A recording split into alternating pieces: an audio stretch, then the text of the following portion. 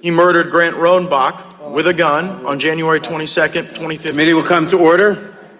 Continue with questioning the witnesses. Mr. Chairman, before we continue. For what purposes, gentlemen seek recognition? I would just like to make a clarification. I know at the end there was some discussion concerning the effectiveness or lack of effectiveness there is by who or who may not have received funds in a certain time. And I think one of the things we got to be very careful of here is every witness that comes here will come representing who they represent and from the areas that they do. And some of the witnesses here would not have been probably called if they had not been participants in the political process for your side of the aisle or possibly my side of the aisle. These are things that happen and they are disclosed. I think throwing that out there, especially to witnesses or even other members, implying that something changes for them, I think we need to be very careful of. Otherwise, we can just start admitting the records of donations from groups that are testifying here today on contributions and everything else. We just need to keep this on level with people from their background, knowing their background. Let's all have an honest argument without questioning the motives of or the trajectory of motives from folks that we have seen. And with that, I'll yield back.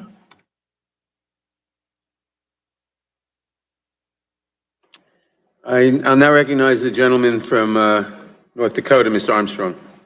Thank you, Mr. Chairman. And in my never-ending quest to educate people about the way we live in North Dakota, earlier this morning in HR 1, I was explaining that we're the only state in the nation without voter registration. So in quest to solve problems in other areas, we actually make it more difficult to do things in my state.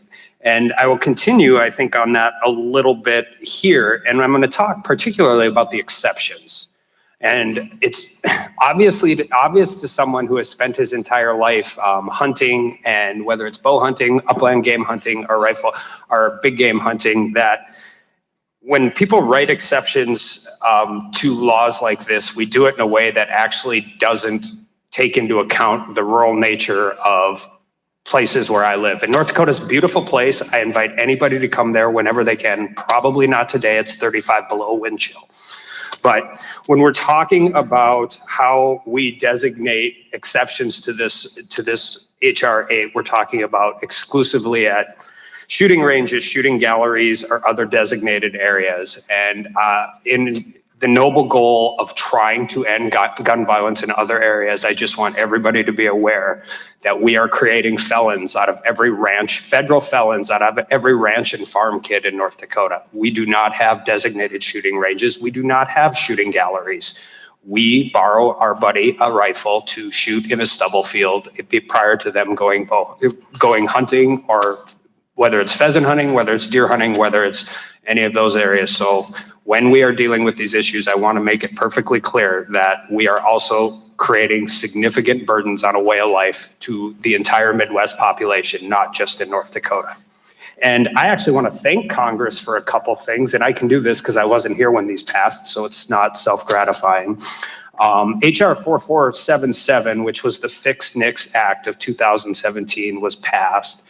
And this is how we approach gun law. North Dakota has incredibly pro-Second Amendment law, but what we do with our law enforcement and our state policy is absolutely go after prohibited people.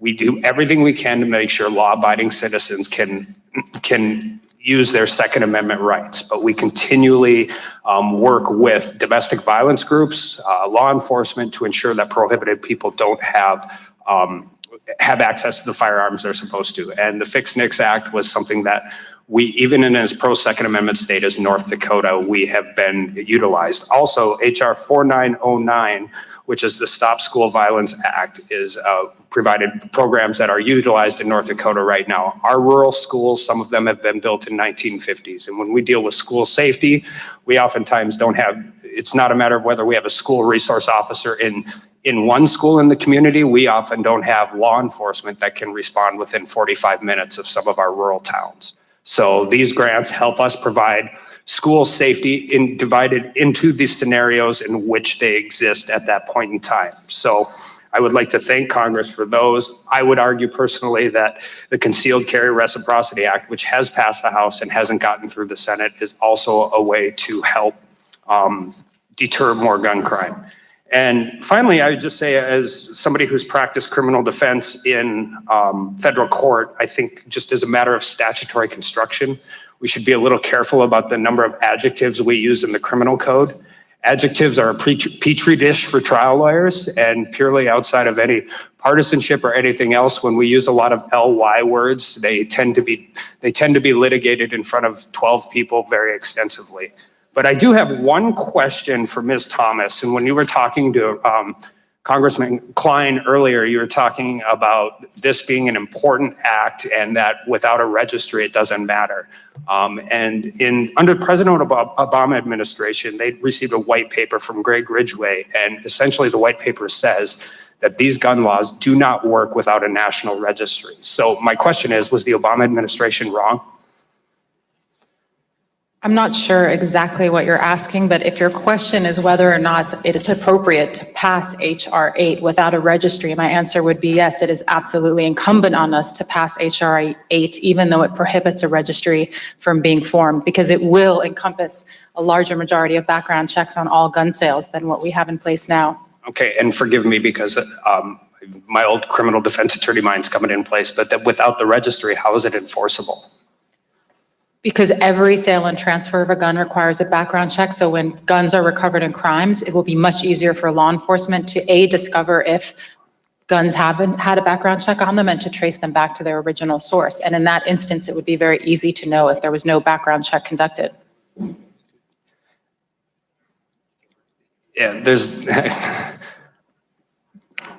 I'd ask for unanimous consent to offer this summary of select firearm violence prevention strategies by Greg Ridgway into the record. And Without objection, the document will be entered into the record. And I yield back my time, Mr. Chairman. Thank you, Thank you. Now recognize the gentleman from Maryland, Mr. Raskin. Mr. Chairman, thank you very much. I want to first recognize my wonderful constituent, Andrea Chambly, who's here today. She lost her husband, John McNamara, in the terrible massacre that took place in Annapolis. He was a reporter and a celebrated editor of the Capital Gazette. Thank you for joining us, Andrea. And you stand for hundreds of people here today who've lost family members and friends, and hundreds of thousands across the country who are begging us to do something. Mr. Nadler, thank you for this hearing, which is extraordinary because it's the first hearing on gun violence in more than 8 years in the House of Representatives. In that time, we've seen not only the daily mounting gruesome death toll in every community across America, where 96 people die from gun violence every day, and 246 every day are shot and wounded, where 8 children or teens die from gun violence every day, and where 39 young people are shot and wounded. But over the last 8 years, we've seen 6 of the 10 worst gun massacres in the history of the United States of America. The Las Vegas massacre with 58 dead, the Pulse nightclub massacre with 49 dead, Sandy Hook, 20 kids and 6 grown-ups, Stoneman Douglas, 17 adults, and on and on. And to the wonderful people who've assembled here today, taking time off from school, off from work to come to bear witness to the people you've lost in your lives, I want to say that you are the repositories of the memories of your loved ones, but we are the repositories of the legislative memories of what has happened here. And we must never forget. I've only been here for 2 years, but I want to tell you in that time, I saw several of those massacres, including the Vegas massacre and the Stoneman Douglas massacre, and we had not a single hearing on a universal criminal background check. We had 3 hearings in this committee with Diamond and Silk to talk about imaginary offenses online. And they brought us 2 bills. One, the aforementioned bill, the Concealed Carry Reciprocity Act, a complete misnomer. It has nothing to do with reciprocity. It would demolish every state's concealed carry law so that if you can get a gun in the most permissive state in the union, which I think is still Florida, where 1.5 million people have the right to carry a loaded concealed weapon, then you can go anywhere in the country. That's what they brought us. Oh, and they brought us one other bill, which was to legalize silencers in America. That sounds not like a common sense public safety agenda. That sounds like a mafia agenda to legalize silencers across the country. That is what we have dealt with in this committee, which is why today is such a remarkable breath of fresh air and why Americans across the country are looking at the House of Representatives with hope today. Now, the universal criminal background check is backed by more than 95% of the American people, the vast majority of Democrats, the vast majority of Republicans, independents, gun owners. Everybody thinks that you should not be able to purchase a firearm in America if you can't pass a simple criminal and mental background check. So we're screening out felons and fugitives, people who are violently unstable, undocumented aliens. These are the people that we're trying to catch. And what do we hear from the other side? We hear, well, this punishes law-abiding people. You should go after the criminals. That's precisely what we're trying to do. We're trying to keep them from getting guns in the first place. We are trying to close the loopholes here today. Now, we're hearing that there's a lot of Second Amendment verbiage floating around the room, and yet I have yet to hear a single argument that this legislation in H.R. 8 is unconstitutional. Not one. Now, the distinguished ranking member of the committee, I think, was offended by the gentleman from New York's line of questioning about Professor Malcolm's background and the character of her professorship at George Mason. Fine, if you're not interested in trying to determine the sources of the income for her chairmanship, let's leave that to the side. Let's go to the content of Professor Malcolm's testimony. Professor Malcolm, I'm a fellow professor of constitutional law, so I was all excited for your testimony because before I was a member of Congress, I loved nothing more than to be able to do a legal analysis and bring it to Congress and say, here's my understanding of what the law is. But I searched in vain your entire testimony for any legal analysis of the Second Amendment constitutionality of H.R. 8. And I'm wondering, have you written a separate law review article or a separate legal analysis? Because I understand this is more of a policy statement. I have not written an analysis of this particular bill, but I would like to say that I deeply resent the assertion that I am a wholly owned subsidiary. I didn't say anything about that. I know you didn't. Okay, well, I'm sorry, I'm going to reclaim my time because we have very little time here. Let me go to this question. Do you have an opinion as the Second Amendment chairholder at the George Mason Antonin Scalia School of Law?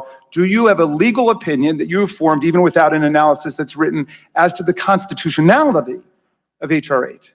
I have a legal opinion that the constitutional right that is associated with the instant background check as it now stands is constitutional. It just doesn't work very well. Okay, so. It doesn't work all right, very well, well. we'll go to the ATF for their thoughts on that. But you're saying as a constitutional matter, the legislation before us is perfectly constitutional today. And Dr. Sacron, do you agree with that? That H.R. 8 is perfectly constitutional?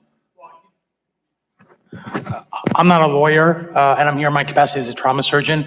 But we currently have licensing that is actually evaluating people for background checks. So this is just talking about ensuring we close those loopholes and expand that to the rest of the public. So okay, and it doesn't deny anybody the right to access a gun who has a Second Amendment right to get one. It's only the people that Justice Scalia enumerated in the Heller decision as being not eligible because they might be mentally defective or felons or fugitives and so on, right? Correct. That's your understanding of it. Okay. I yield back, Mr. Chairman. Thank you very much. Thank the gentleman. I now recognize the gentlelady from Washington, Ms. Jayapal. Who's not here? Correa. The gentleman from California, Mr. Correa. Thank you, Mr. Chairman. First of all, I want to thank you for holding this most important hearing. And of course, I want to also thank all the young people in the audience today. This is your day. I'm glad you're here and forced to show that you care about this issue. A lot of you here have also been painfully touched, personally touched by a loss due to gun violence. And thank you also for being here. I thank the panelists also for your expert testimony today. And Ms. Lindquist, I want to personally thank you as well for bravery, for being here to tell us about that horrible experience of yours. Half dozen years ago, my wife was attacked, mugged, and like in your situation, somebody came up behind her and grabbed her and threw her down and beat her up. And I can tell you for many, many months, I was there helping her nurse back her wounds, not only the physical, but the emotional that she still carries. We don't wish that on anybody. Very, very tough issue here. Professor Malcolm, you're absolutely right. This is going to make it a little more expensive for somebody to purchase a weapon. The bureaucratic issues involved are going to slow down the process.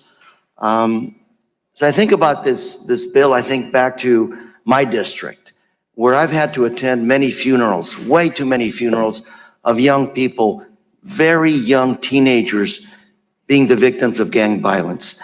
And as I think about your testimony here, is this bill going to stop somebody from buying a gun illegally? I don't think, I can't see how it will. I That's don't think it unfortunate. does. I don't think it does. Yet, as I think about society today, what goes on in our streets, I'm going to come back to something that the Chief Acevedo said, which is a question in my mind is, will this legislation save a life? Will it save one life? Because when I have constituents that have been touched, that have been hurt by gun violence, my question is, Chief Acevedo, is this bill going to save one life or many lives? Or none at all? No, thank you for the question. This bill will definitely save lives. There's no doubt about it. What this bill does is not keep guns out of the hands of law-abiding Americans of sound mind, which I don't know if anyone... What was that? What did you It just... will not keep firearms out of the hands of law-abiding Americans of sound mind. What it will do is make it more difficult for those that use these loopholes at gun shows, on the internet, straw purchasers, that are driven by greed, that then go out and purchase these firearms and then sell them to those crooks. It's going to make it more difficult for the bad guys. And we're going to support the good guys with guns.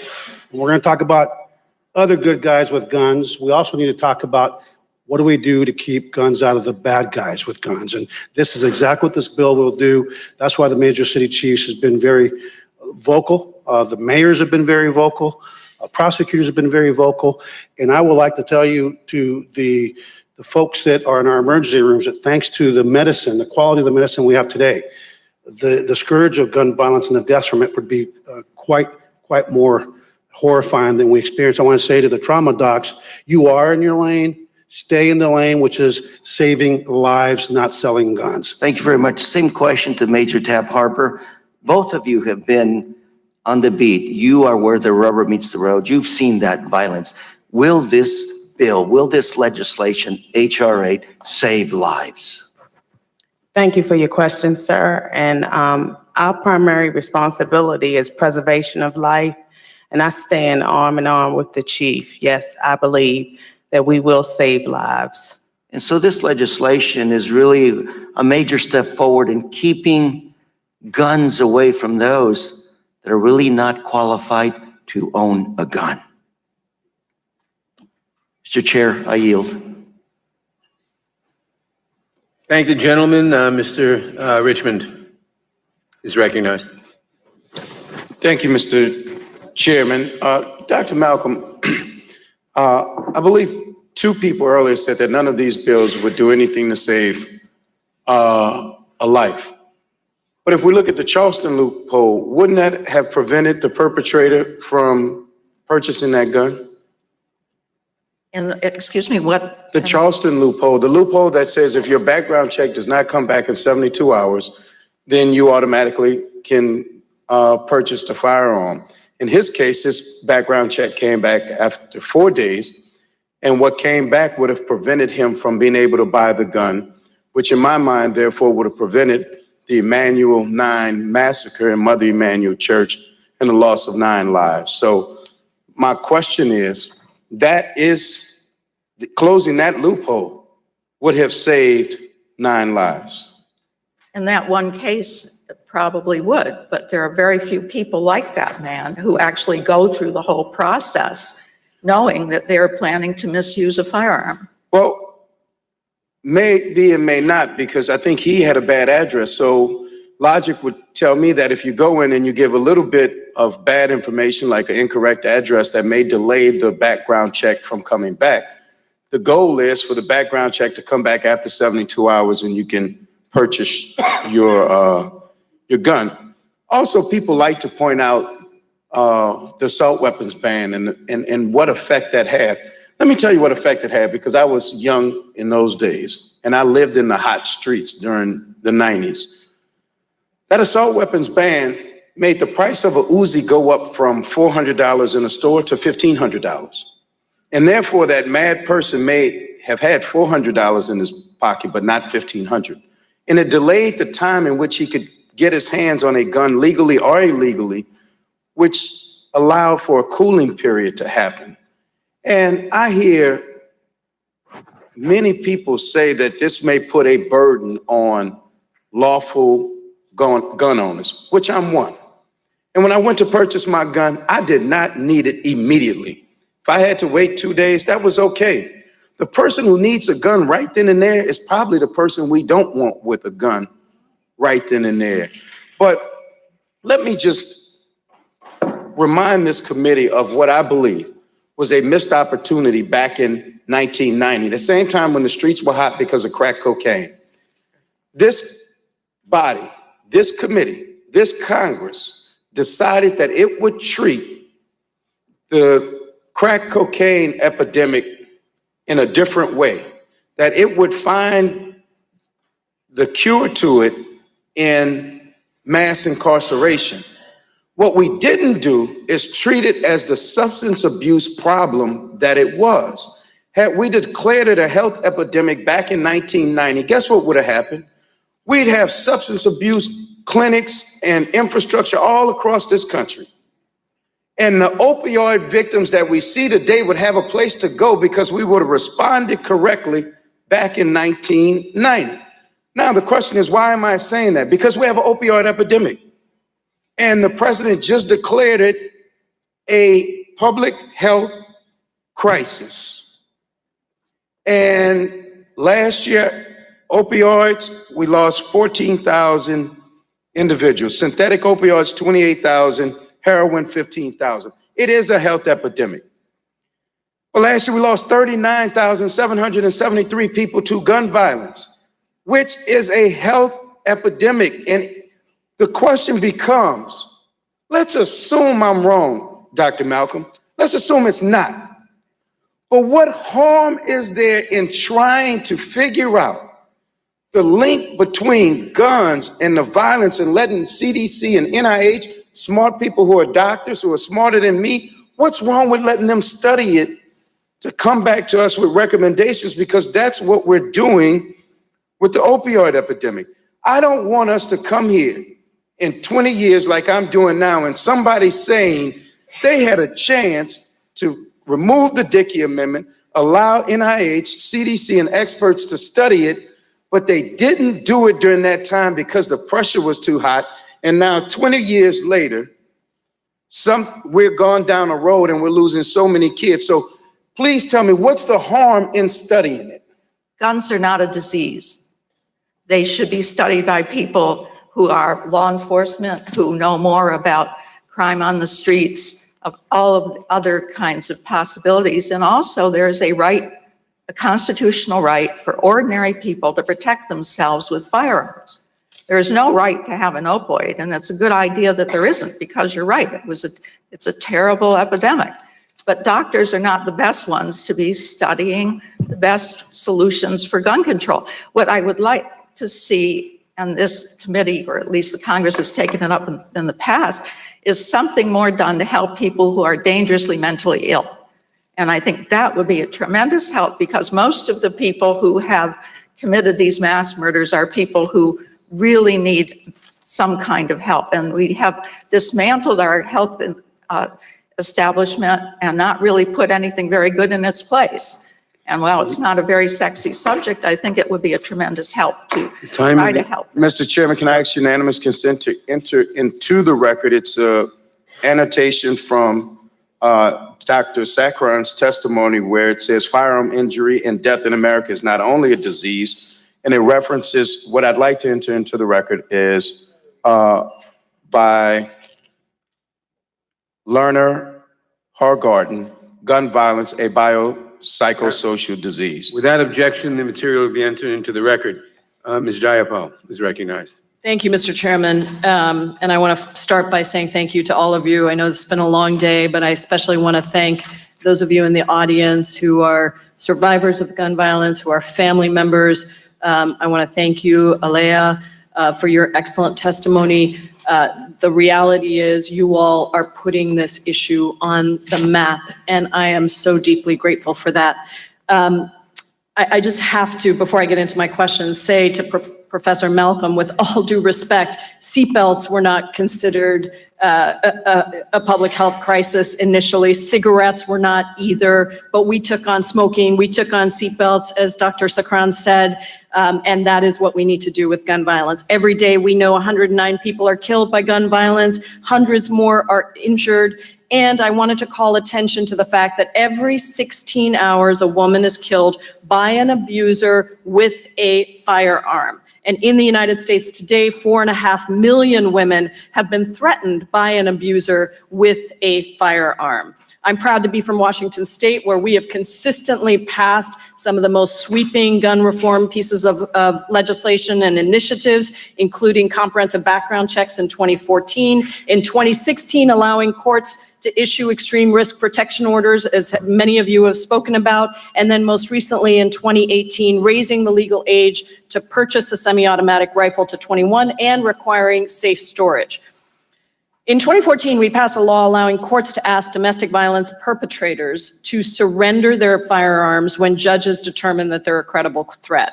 Seattle and King County established a regional domestic violence firearms enforcement unit that in 2018 collected over 466 firearms, potentially saving the lives of countless survivors of domestic violence and others. I read, Professor Malcolm, that you have said some things that imply, or perhaps outright say, that repossession of firearms could lead to the government repossessing other things, such as fire extinguishers. That so-called slippery slope argument is really a tremendous disservice. And so I just wanted to give you a chance to tell me if you believe that repossessing firearms from people under court order to surrender their firearms is going to result in the police repossessing fire extinguishers. And you I can just never give me a wrote yes. that. I never Okay, did. and so that is untrue. That's You untrue. do not believe Yeah, in that the fire slippery slope argument. extinguishers, Great. no. So you have also asserted that women should carry guns for their own protection because, and I believe this is your quote, government can't protect everybody. People have to be able to protect themselves. Is that correct? And again, a yes or no answer? Yes. A yes. Okay. So let me turn to you, Major Tap Harper, as the commander of the Domestic Violence Unit for the Baltimore City Sheriff's Office. Do you agree with Professor Malcolm's position that victims of domestic violence will be safer if they have guns? I'd like to point to what the national statistics say on this, and specifically what Dr. Jacqueline Campbell says. And what she says, quote, is, and what about the notion that if women were armed, they'd be safer? In a survey of women in a shelter, fewer than 1 in 20 abused women who had access to a gun reported having ever used it in self-defense against their abuser. In another national study, owning a handgun neither increased nor decreased abused women's risk of being killed by a partner. A third study showed that among California purchasers of handguns, women who purchased handguns had a 50% increase in risk of homicide, all of which could be attributed to homicide by an intimate partner. While this study cannot Let me just stop you right there. I'm sorry, I'm running out of time, but that was just what I was looking for. And so let me just ask a question of Dr. Is it Sakran or Sakran? Sakran, okay, great. Last year, when we became the first state in the country to pass a bill allowing people at high risk of suicide to voluntarily register themselves to temporarily suspend their ability to purchase a firearm, I want to go to that. In your experience as Director of Emergency General Surgery at Johns Hopkins, do you think there is more that we should be doing to prevent suicide by firearm? Yeah, thank you for that question. So this is such an important piece because I think it's been glossed over during the discussion this afternoon. Actually, most firearm deaths are from suicide, and people keep dismissing that. Yeah. Suicide is actually a violent death that people commit to themselves. When you look at the healthcare community, we actually often don't see a lot of these victims because they're going straight to the morgue. Why is that? Because there's such a high case fatality rate that exists when you try to commit suicide using a firearm versus if you're taking, pills and trying to overdose. It's completely disparate. And so absolutely we should be doing more. Our families, our, community needs to be involved in that process, which is why, different pieces of legislation like you've done in Washington is useful. Thank you so much. And Mr. Chairman, I yield back, and I'm looking forward to much more work on this topic. Thank you. Ms. Scanlon. It's been 8 years and hundreds of thousands of lives lost to gun violence since the last time Congress held a hearing on this issue. And while Congress has shirked its responsibility to address the epidemic of gun violence, the grassroots demand for action has taken root and been so well represented here today. We're at a critical moment where we can save the lives of thousands of Americans, and if we can, I think we must. This isn't a Second Amendment issue. This is a public health crisis. As the gentleman from Maryland and Florida pointed out, the common sense measures that Congress is considering all pass constitutional muster, even under the restrictive reading of the Constitution espoused by the late Justice Scalia. I grew up in a family where responsible gun ownership was common. A family of veterans and hunters who understood the value of safe gun policies. But those aren't the individuals we're talking about here today. We're talking about the background checks we need to keep firearms out of the hands of criminals and gun traffickers, keeping weapons of war off the street, and keeping illegal guns out of our community. And as several people have suggested, how we can help keep guns out of the hands of those who represent a danger to themselves or others. We need a multifaceted approach to address a multi-pronged public health program, one that in the terms of the breadth and depth of its impact on Americans could legitimately be declared a national emergency. It's a problem that demands a research-based and data-driven response, as suggested by the law enforcement and medical professionals who've testified here today. I want to take a moment to address two of my constituents attending today's hearing who've turned their personal tragedies into advocacy. Beverly Wright lost her son to random gun violence when he was just 23 years old. She has since started support groups for families in my district who've been impacted by gun violence. I was struck last night and again this morning when Beverly and other families of gun violence victims greeted each other with hugs as though they were close associates. But then I realized that's exactly what they are. They're members of an ever-growing club that no one wants to be a member of.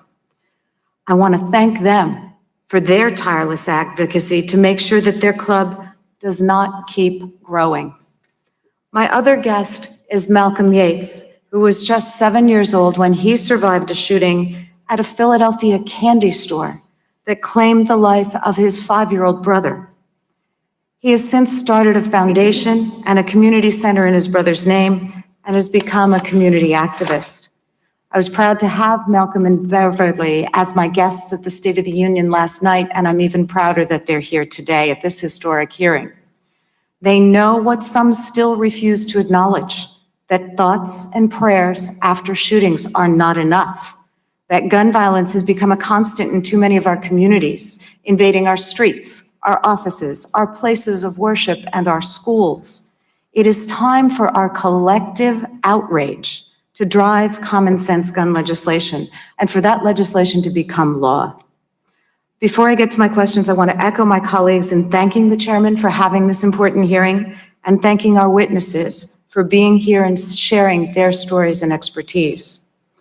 To that end, Major Tapp Harper, my district is in southeastern Pennsylvania, and as such, we're impacted by what some call the iron pipeline, seeing guns from southern states with weak gun safety laws travel to our city streets in Pennsylvania. Can you speak to how better tracking of lost or stolen guns can help prevent this phenomenon and decrease gun violence?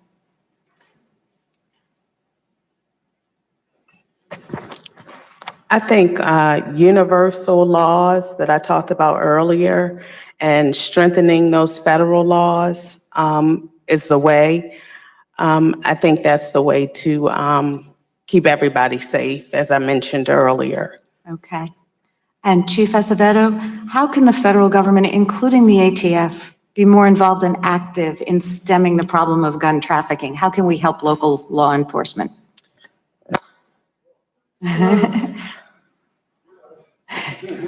It'll go back in.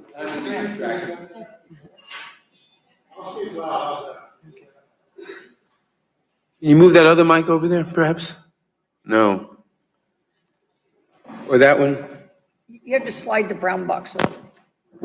Sorry about that. I'll fix it here in a sec. Oh, you fixed it? Thank you. You get an assist. Well, first of all, we need to get ATF up and running. It is an open secret amongst law enforcement circles that Congress has handcuffed the ATF.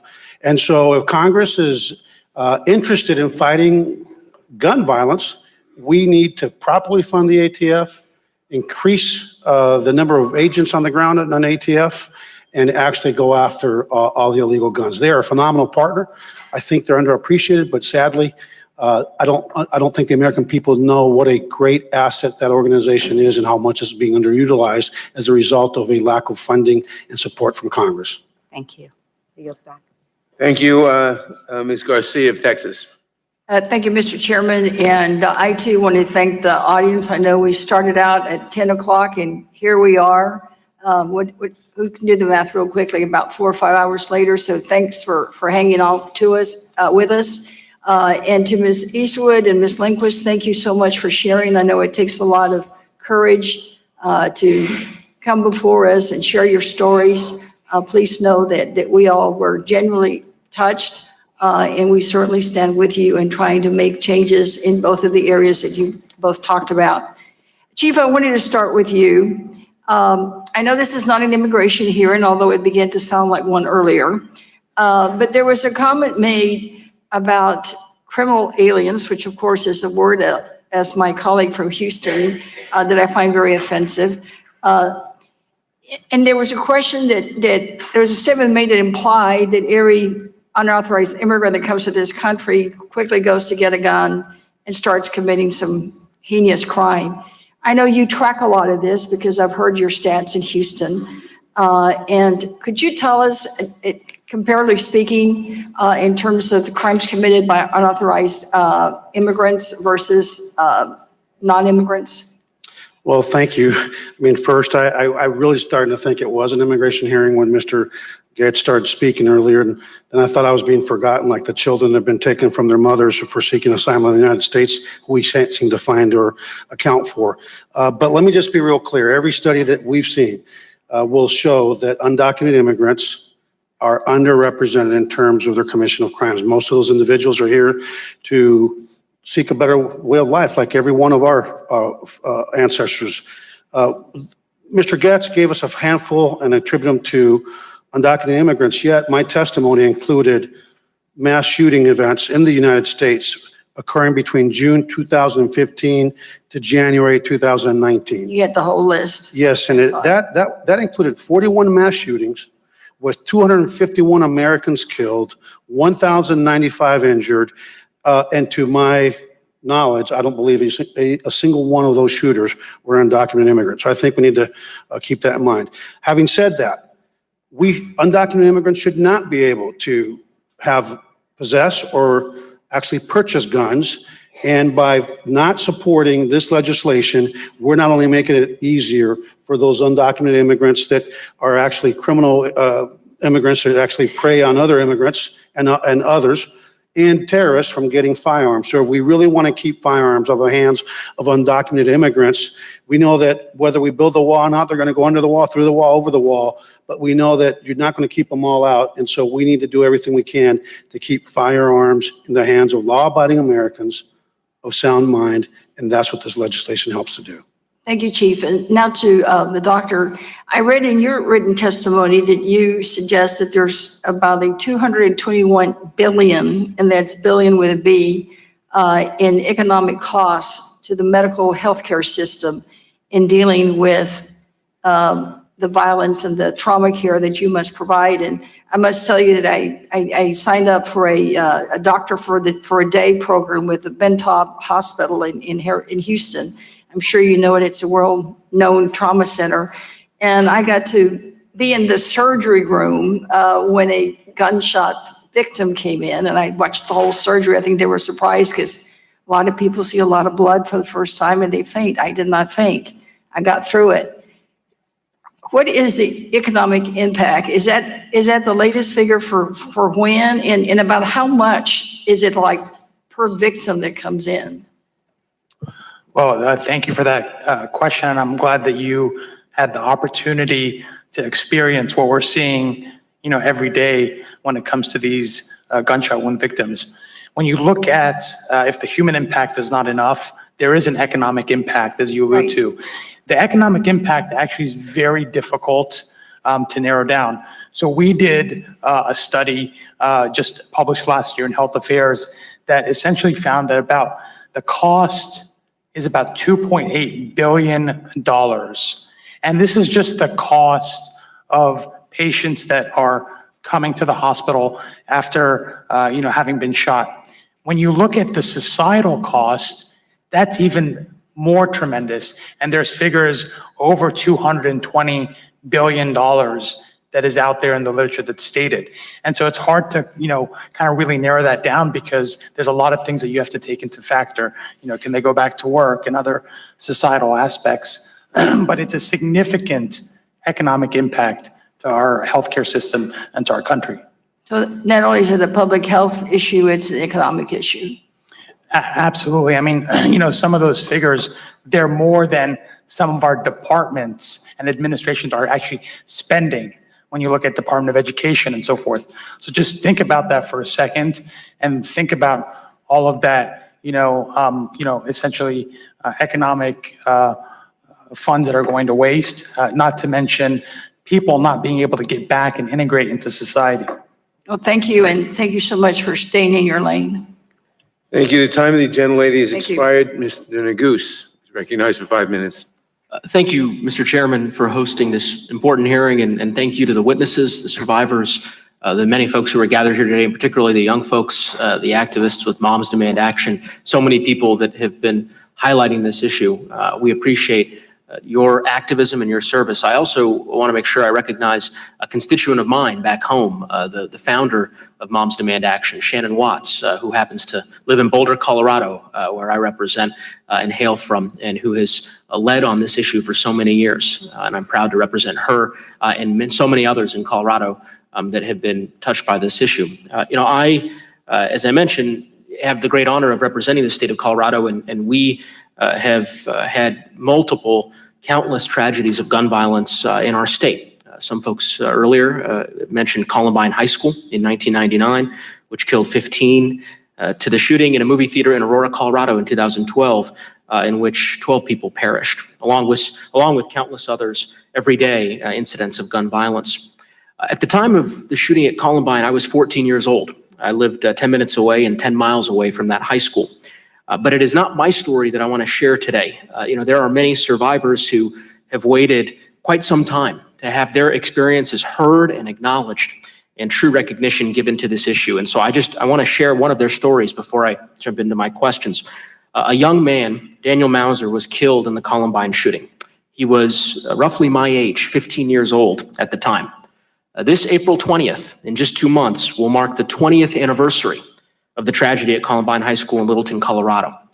I spoke to Daniel's father yesterday, Tom Mauser, and he recounted the story to me, that just 2 weeks before the tragedy, 15-year-old Daniel asked his father a question at the dinner table, reflecting on a conversation in his debate class. He said, "Dad, did you know there are loopholes in the Brady Bill?"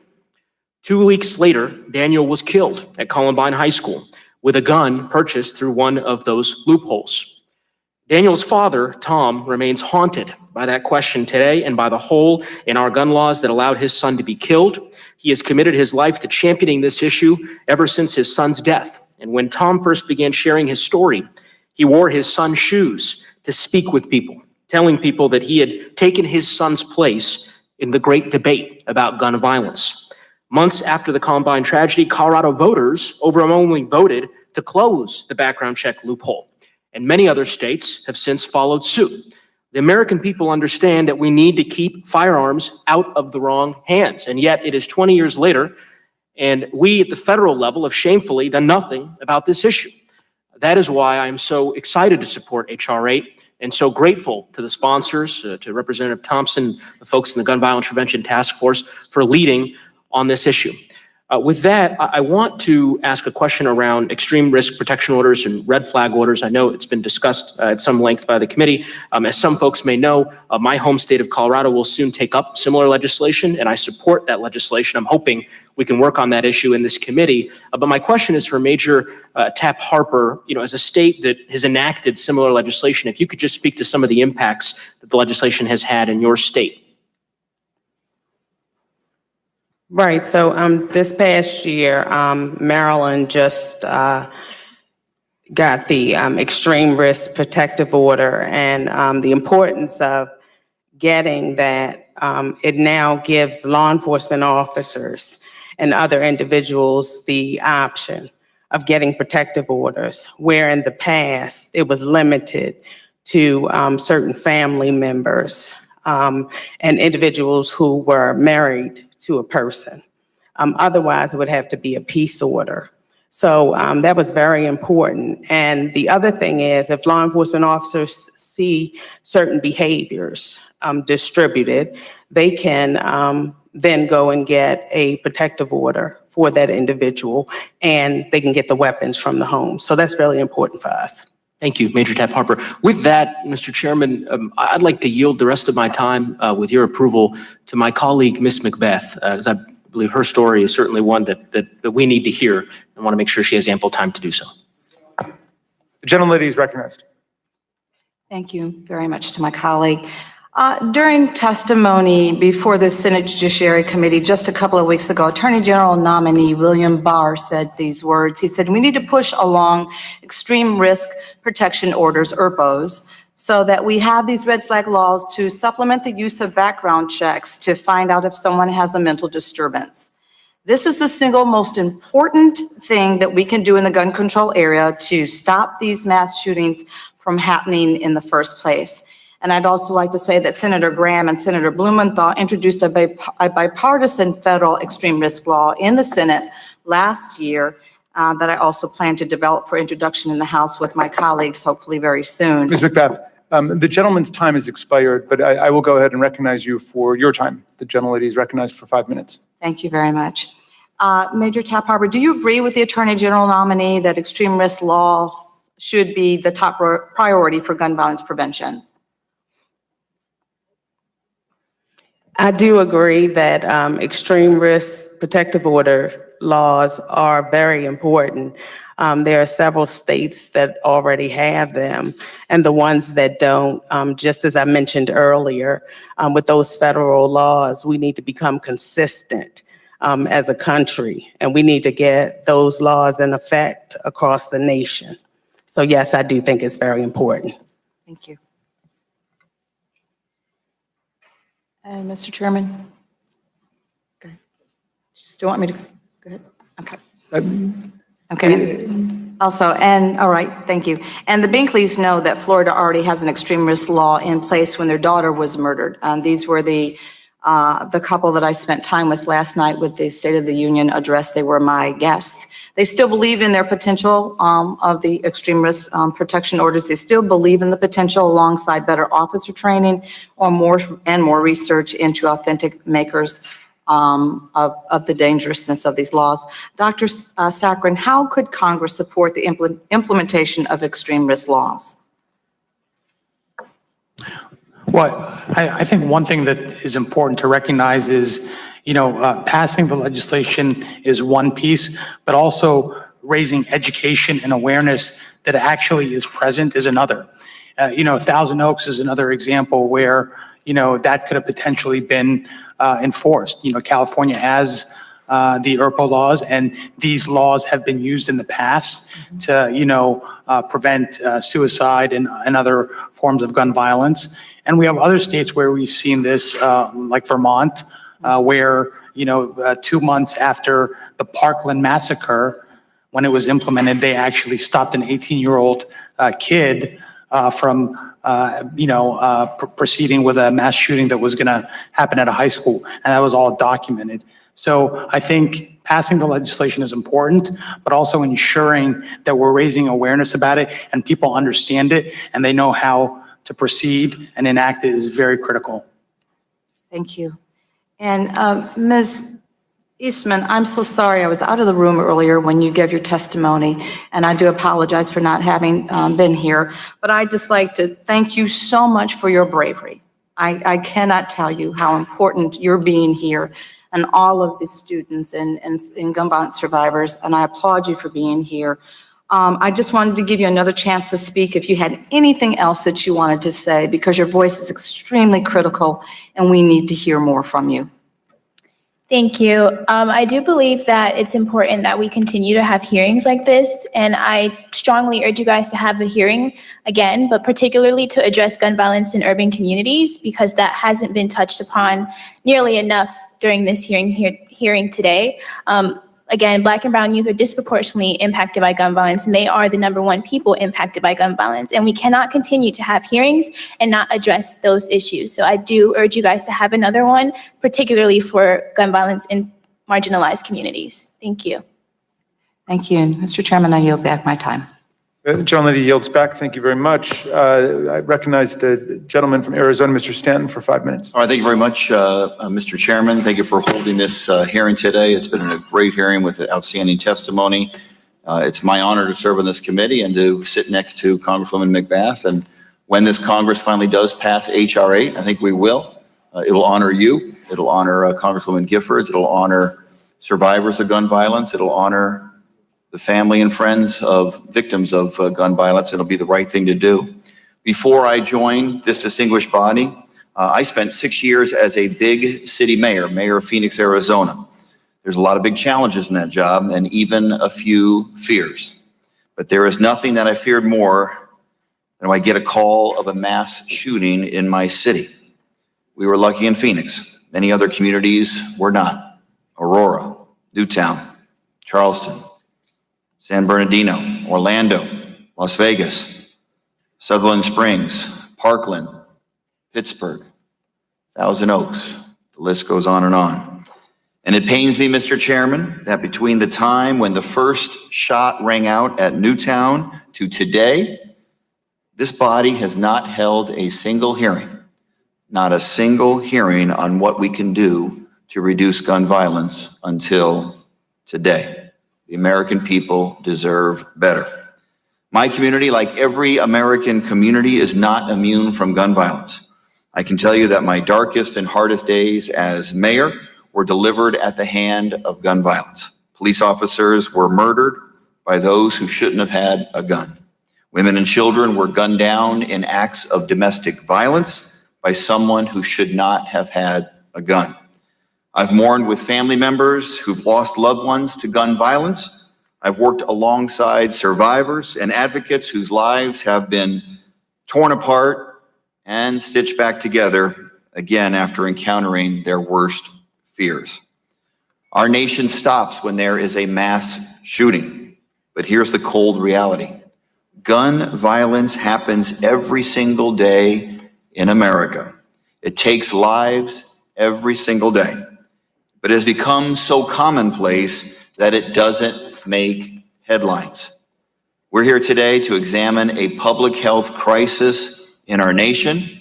Throughout my public service, I've met with people from all walks of lives, people from both sides of the aisle, and they all agree that we must do something to stop this violence, to stop innocent people from dying. Democrats and Republicans alike respect gun rights and are in favor of common sense gun laws. These are not competing values.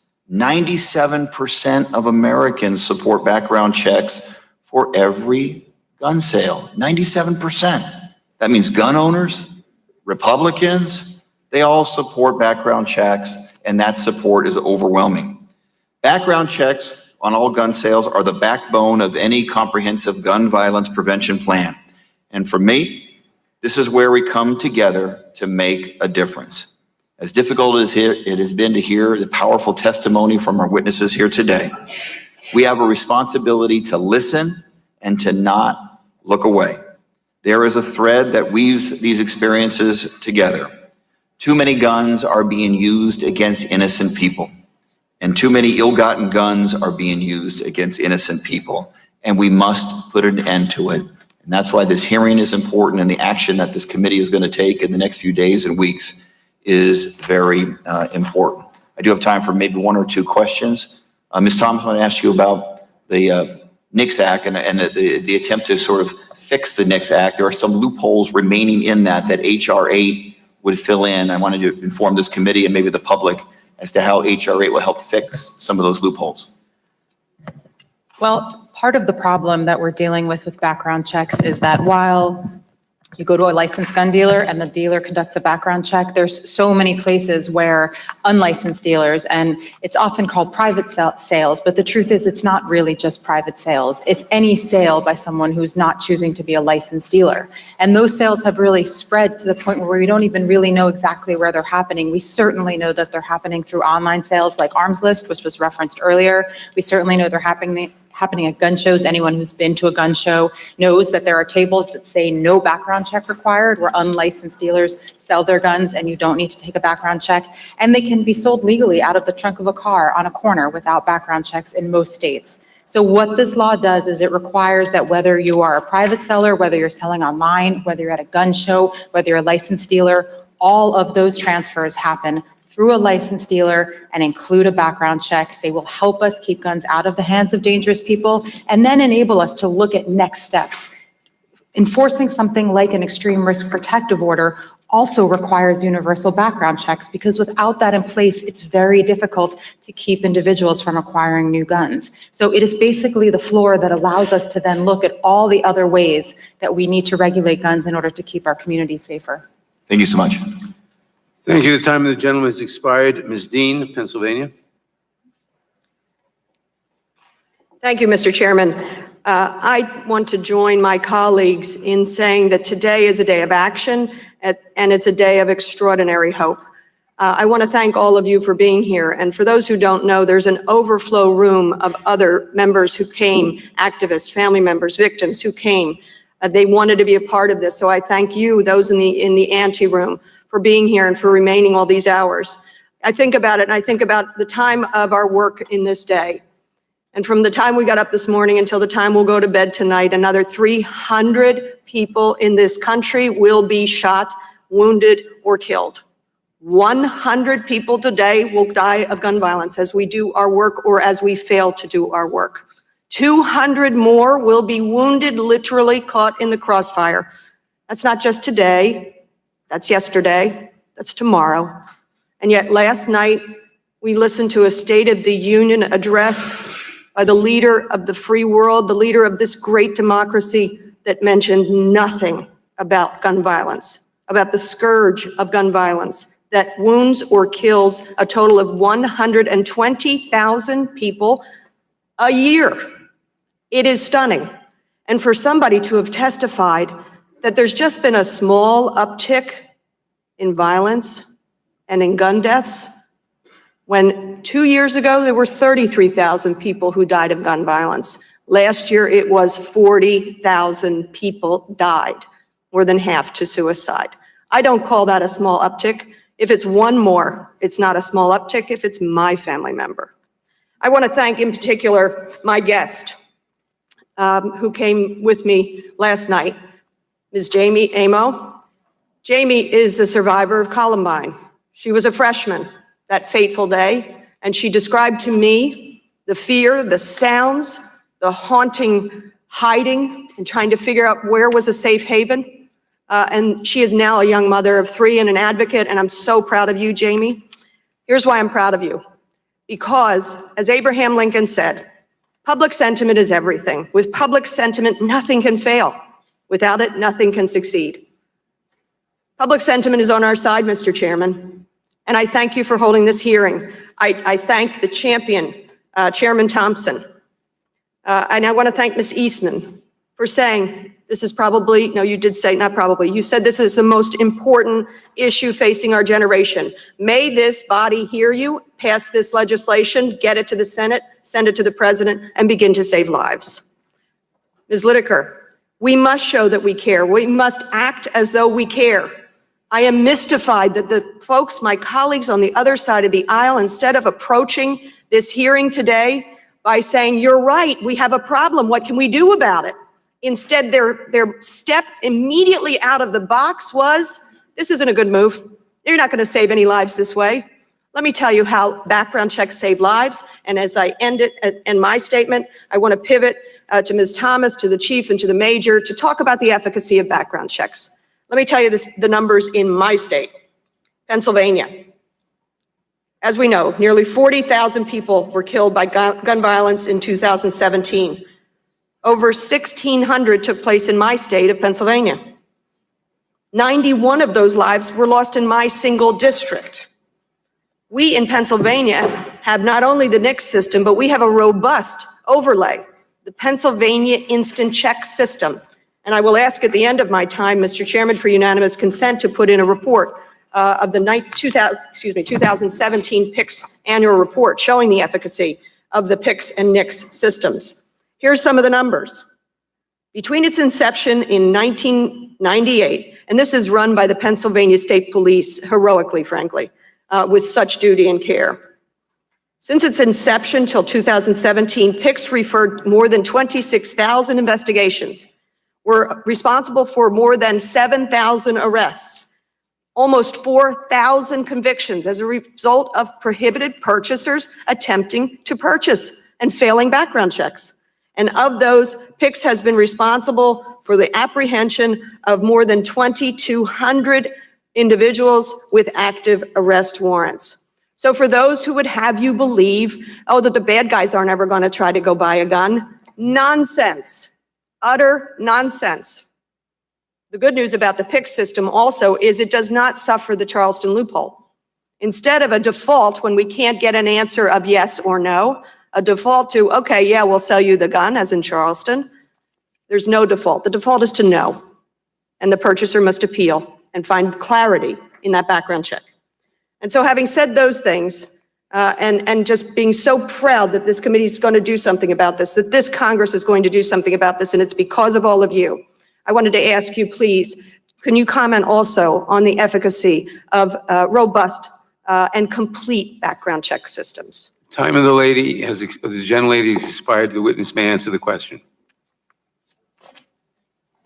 I would simply say that in states where we have robust regulation, states like Pennsylvania that have moved to fill some of the loopholes in federal law, states like California, Connecticut, New York, we are seeing a far greater reduction in gun violence and gun injuries. When you look at states with strong laws, you see much lower gun death rates. States with weak laws have much higher gun death rates. So we know that when states like Pennsylvania and others take action to fill those loopholes, gun violence and gun death in that state is reduced. It's not enough. We need a federal system that doesn't create a patchwork of laws. Something like H.R. 8 actually fills the gaps that lead to trafficking. The iron pipeline was mentioned before, up to states with stronger gun laws. So we do need that federal law. But in the meantime, without it, states are taking action and they're seeing positive results from it. Thank you. Mr. Chairman? Yes. Seek unanimous consent to enter into the record the Pennsylvania Instant Check System report. Without objection, the report will be entered into the record.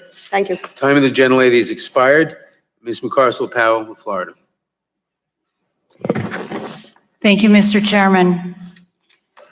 Thank you especially for holding such a critical hearing. I think it's been long overdue. The first hearing discussing the effects of gun violence in over a decade. Thank you to all the witnesses for being here with us this afternoon. As some of you may already know, the issue of gun violence is deeply personal to me. And unfortunately, it's very personal for too many Americans now. Gun violence is the leading cause of death in American children. And I want all of us to think about that just for one moment. Far more children die in this country because of a bullet than because of cancer. My father was a victim of gun violence. When I was 24 years old, I received a phone call. I was getting my master's degree to be told that my father had been shot and killed by a criminal with a gun. The pain that I feel when we discuss this issue here today. When I hear the news of the mass shootings in Parkland, Orlando, Vegas, is there. My father never had the chance to walk me down the aisle. He never met my children. And I want all of you to know that when I took the oath of office, I made a promise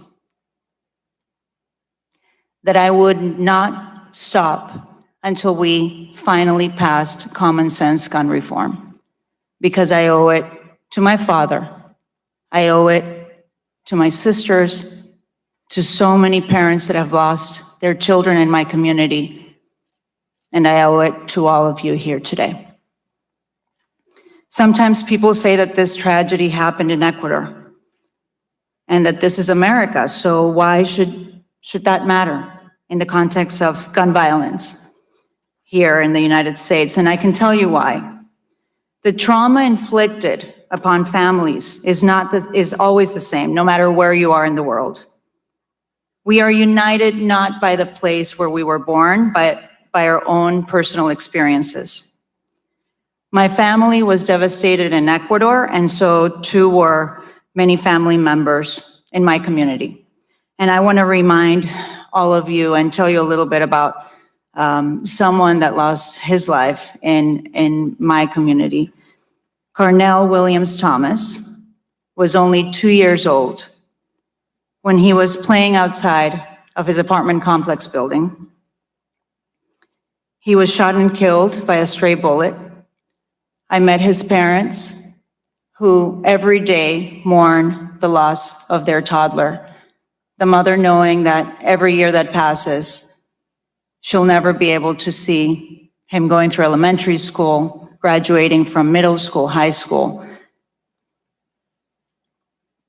There are so many steps that we can take to address the source of gun violence across this country. Universal background checks will not prevent all deaths, but they are a very important first step. And I know that somehow it's changing, because when I see all of you here today, I know that finally we're going to be able to pass common sense gun reforms. I wanted to also just briefly answer to some of the comments that I've heard here today that are extremely offensive and insulting.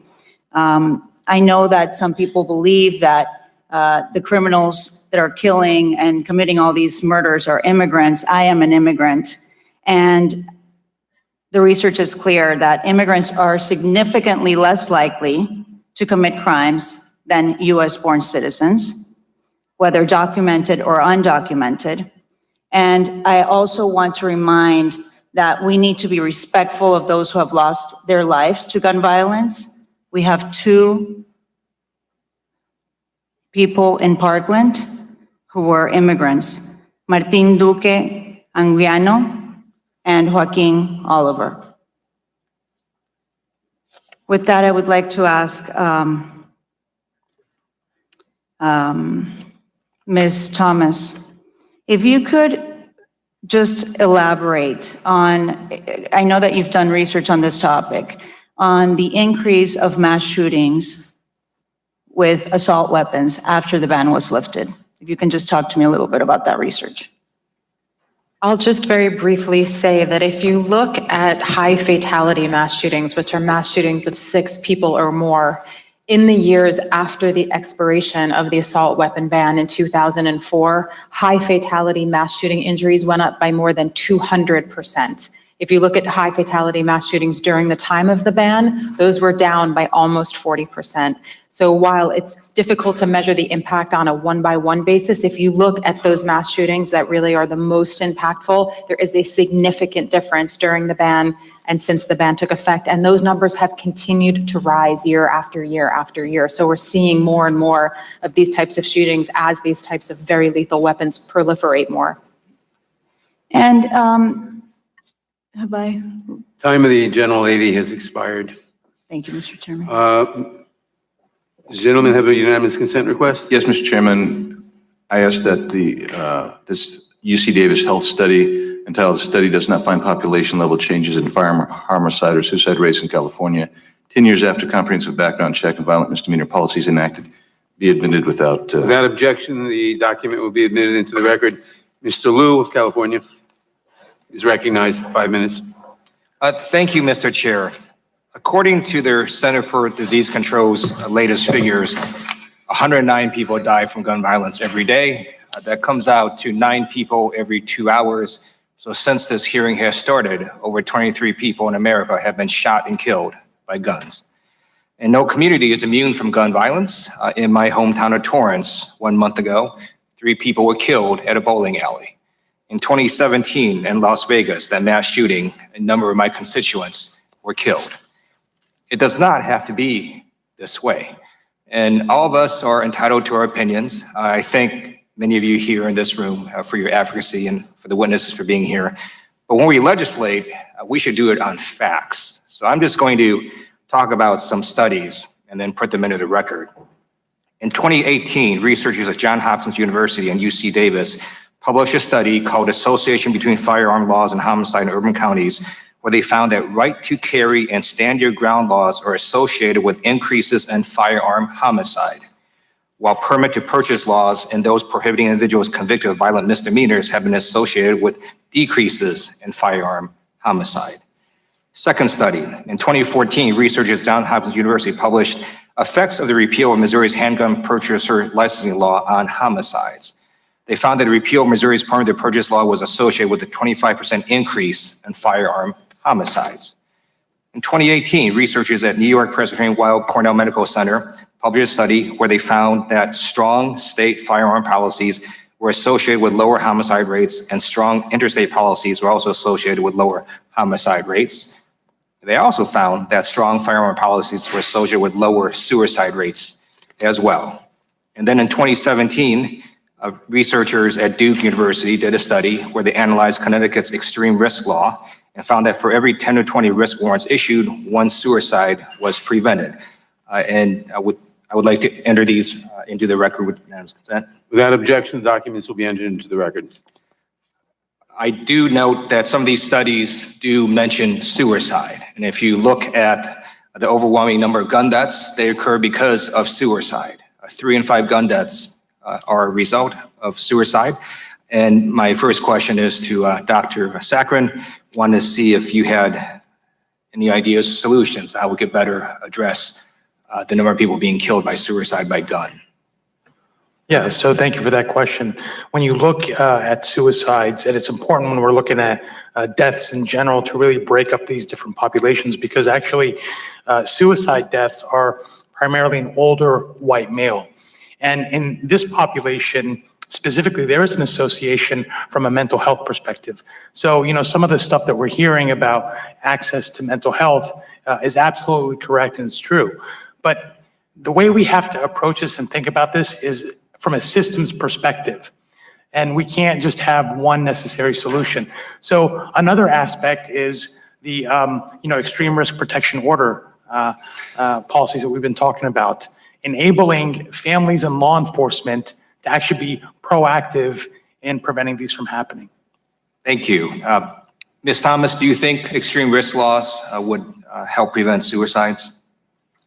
Absolutely. Extreme risk protective orders are intended to be used by law enforcement and family members, and very often family members have warning signs and indicators that a loved one is showing signs of distress or crisis, and they know often when their loved ones have guns. So being able to utilize that process to protect their loved ones from causing harm to themselves is an incredibly valuable tool for preventing suicides, along with things like safe storage laws.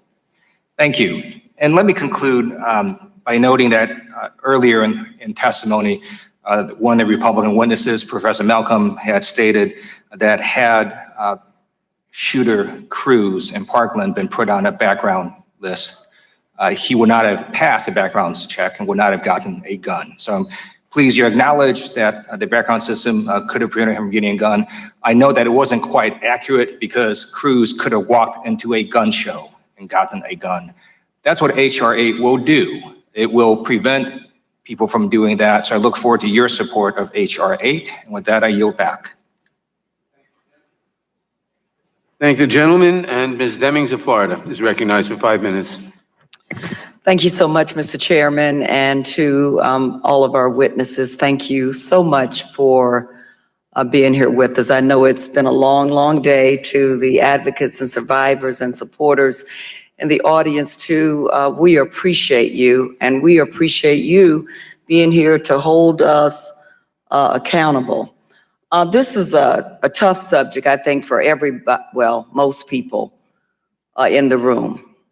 I spent 27 years as a law enforcement officer, and I served as the chief of police in Orlando. And I gotta tell you, I'm sick and tired of watching sons and daughters and husbands and wives and mothers and fathers die through gun violence by someone with a gun who should have never had a gun in their possession in the first place. My colleagues on the other side of the aisle can't tell me a dang on thing about rights. Because you know what? I can't help but think about the rights of the victims who died at the hands of someone with a gun who should have never had a gun in the first place. My goodness. In a country that we say is the greatest country in the world, we are 25 times more likely to be killed through gun violence. In a country that we say is the greatest country in the world, my God, you ought to be able to go to school, go to church, go to synagogue, go to a concert, go to a movie theater, go to a nightclub, not just in Orlando, but in any city in this country, and not have to worry about somebody walking in with a gun. Ronald Reagan, Republican president, said legislation would be worth passing if it meant even small reductions in gun violence. Which life? Tell me which life. If it saves one life, which life is not worth saving? Which life? And so I'm sick and tired of sitting here. I thank God that we're at least having a hearing, because we haven't had one in 8 years, and there's been a lot of talk about national emergencies and crises and national health emergencies. Well, doggone it, when mass numbers of people die in this country, I would consider that, dang on it, and a national emergency. It's time. And Congress, we sit here with the ability and the power to do something. And history will not be kind to us if we continue to allow the gun lobby to buy us and sell us. Now is the time for change. If you don't have the guts or the courage to do something about this issue and send a message to the American people who desperately turn to us, then it's time for you to leave.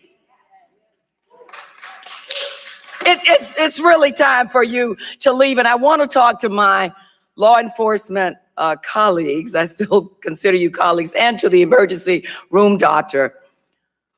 You deal with this every day. You've not only had to break bad news to families whose loved ones weren't out doing the wrong thing, they were in the right place, a place they had the right to be doing the right thing. Not only have you had to break that bad news, but you've also had to bury your own, because they died as the result of someone who shouldn't have had a gun in the first place. I talked to an emergency room doctor after Pulse, who shared to me the difference in the victims who were shot with an assault rifle versus those with a handgun. Chances of survival are almost zero when you're shot with an assault rifle. So please, in the little time we have left, Major in Chief, if you would please just talk about gun violence in your community and why this issue is so important to you, and then we'll end with the doctor. Thank you for that, those comments. They're just really well taken. But I just want to just say real quickly, it is a scourge. It is ongoing. It is daily. And in our city, one of the problems we're having now is the Department of Justice legal team decided that fugitives can't be in the system. So we have 500,000 people that we know are wanted for a serious crime that would make them prohibited purchasers. And let me give you the example of that, how that can get women and children killed. My people go to a house, they find a woman that's been abused, the perpetrator of the crime's not there. We go out, we get a warrant, and if we can't enter that person into the system, that individual can go out, buy a firearm, come back and finish the job. And so there are a lot of loopholes that you're addressing. I just want to tell you all, thank you for your courage and thank you for speaking out. And again, I love prayers. I welcome prayers. But like I've said before, the American people, my mayor has me in my job to fight crime. And I think the American people have elected you not to just pray, but to actually lead and pass legislation that will save lives. Thank you. Yes, ma'am, thank you. I just wanted to mention real quick, I have 13 deputies in my unit, and in 2015, they recovered 65 guns, 2016, 67 guns, 2017, 51 guns, 2018, 81 guns. So I find that these numbers continue to increase, and I just try to keep them encouraged. 13 people serving protective orders. Thank you. Very Thank good. you. This concludes today's hearing. I want to thank our distinguished witnesses for attending. I want to thank the members of the audience for the most part, observing the decorum of the committee on a very emotional issue.